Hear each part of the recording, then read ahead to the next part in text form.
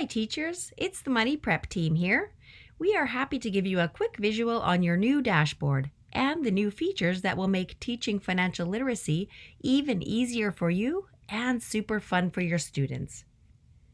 When you log in, you will now see a different look. Your first step is to create a classroom. You're now able to create up to 3 different classrooms, which is really helpful to stay organized, especially for those of you who teach multiple grades or split classes.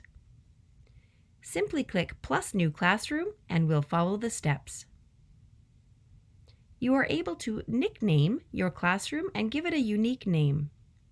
Select your grade and create the class. That will bring your class up to your main dashboard. Your next step is to generate IDs.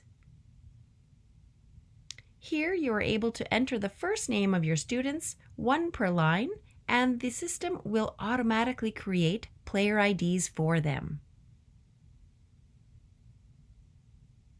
Once the IDs are created, all you need to do is pass them out and the students can start learning through play.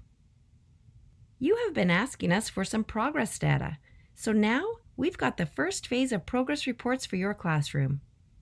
If you go to the Data Dashboard tab, you can select your classroom to see how they've been performing.